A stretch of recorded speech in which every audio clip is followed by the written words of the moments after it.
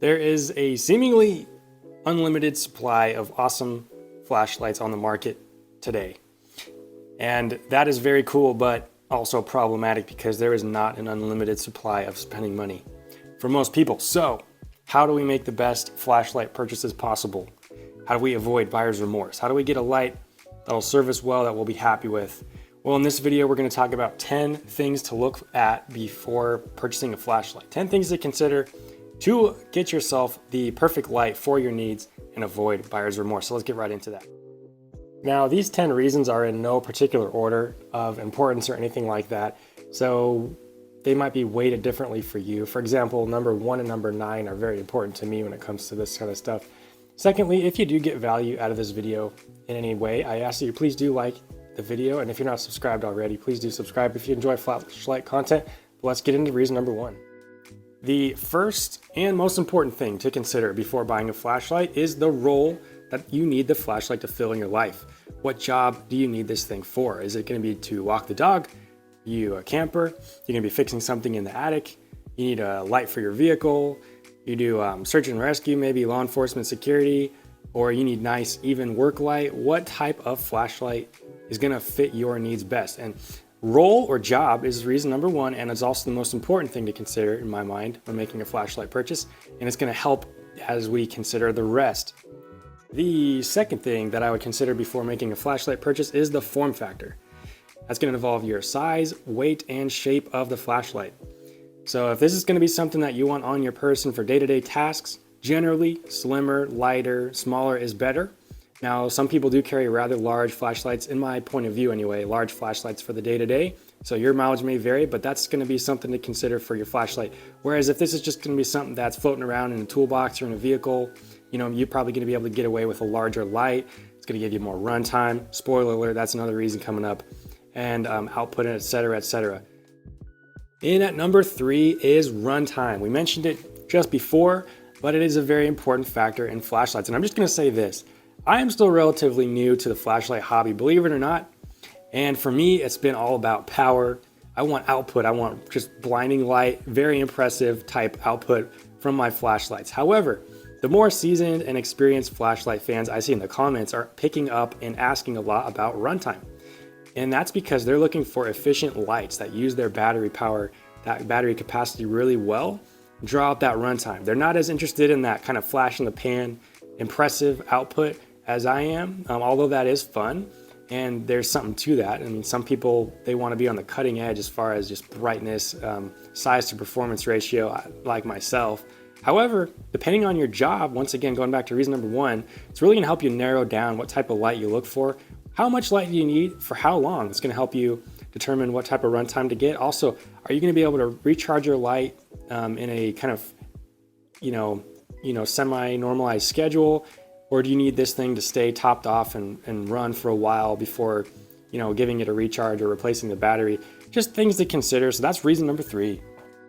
The fourth thing to consider when making a flashlight purchase is the user interface, or UI. The cool kids just say UI. But basically, that is going to make or break your flashlight. Do you want something that's highly customizable, lots of different modes? Do you want Android or Android 2? Do you want something very simple and basic that you can hand to, a friend, a family member, or a child and just have them use it without having to explain a whole bunch of stuff? These are all things to consider when making a flashlight purchase as well. The user interface can make or break a otherwise excellent flashlight.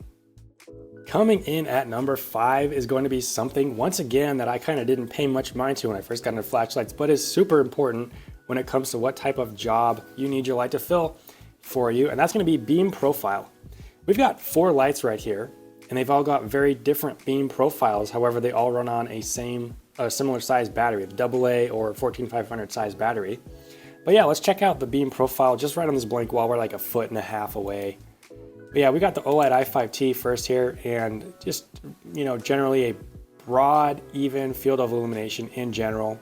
Most of the light is going towards the center, but as you can see, it's got light that expands out pretty far on the sides. Very shallow LED set in there. Next up, we've got the Lumentop Tool AA 2.0, and this LED is sunken back a little further in a smooth reflector. It's going to be punching light a little bit more focused in its hotspot. Still has some broad illumination, as you can see, but can throw just a little bit further than the Olight i5T or i5R series. Now, that's not to say it's better or worse. It's just, it all depends on that job. Once again, what do you need the flashlight for? Beam profile is going to help you out if you get that right. TAC AA from Ace Beam is next, and we're working our way to even more precise long distance illumination. As you can see, super tiny little pinpointed hotspot right there, and then you do get a little field of illumination surrounding it, but most of that light, the vast majority, is dead in the center right there with this light. And then even more extreme than that, we're grabbing the LumenTop Ant-Man. Really fun light right here. Doesn't even have an LED. This is an LEP flashlight. Totally different technology, but yeah, you can see, you get a blinding amount of light, but just in one little spot. So is it practical? Well, it depends on what type of illumination you need. Are you trying to see something really far away with relatively small light? Then this will get the job done for you. But I just wanted to show you that real quick comparison when it comes to beam profile as a thing to consider when making a flashlight purchase. Number 6, this is going to be build quality, and a lot of things fall under that umbrella. I'll just start with what I look at first when it comes to build quality, and that's actually going to be the warranty on a flashlight. I like to look at the warranty, not because I've ever used it. I don't think I've ever, had to send a light back under warranty to have it fixed or replaced. However, I like to look at the warranty on products because it tells me that the manufacturer is willing to stand behind that product for that amount of time. Gives me a good indication of the build quality right off the bat.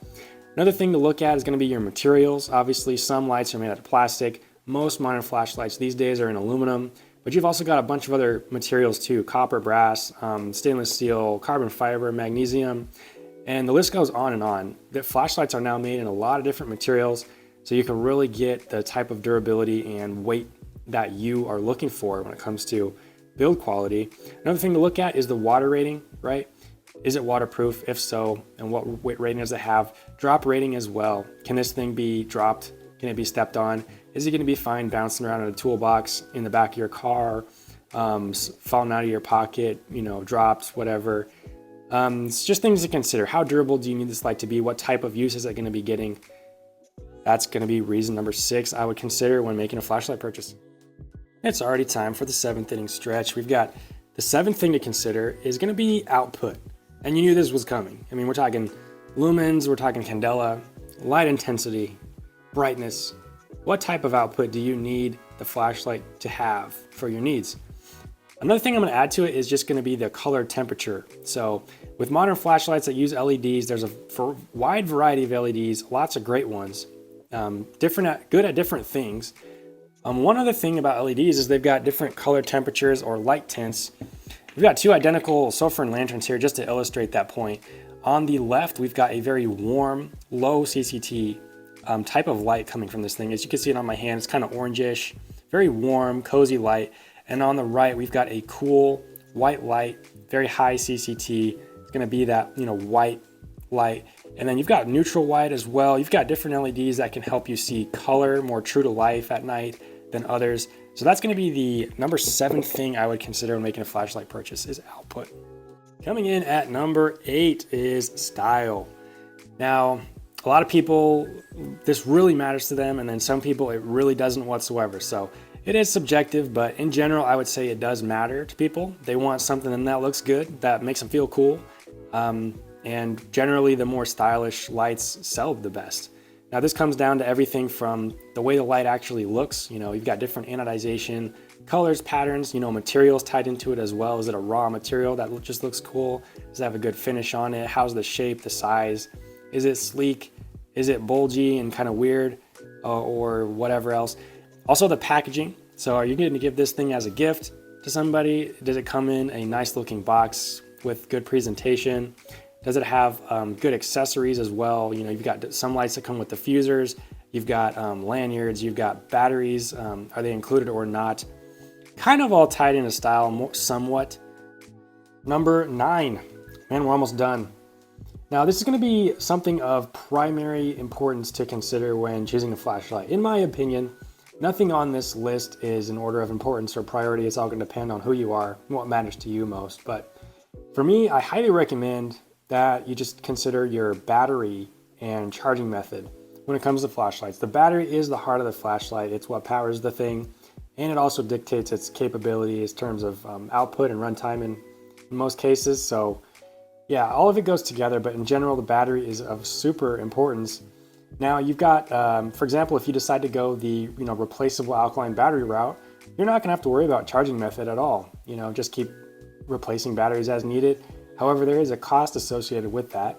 And on the other side of it, if you are going to recharge your flashlight periodically, what type of cable are you going to use? Are you using a proprietary system with a proprietary charging method that you're going to need to keep those cables and rechargers handy around where you're going to be? Or do you need, is it more standardized? Is it micro USB, USB-C? I mean, there's a bunch of different connection types and separate battery chargers that can be used as well. It's going to determine, it's going to play a factor over the course of the life of, or course of ownership of the light.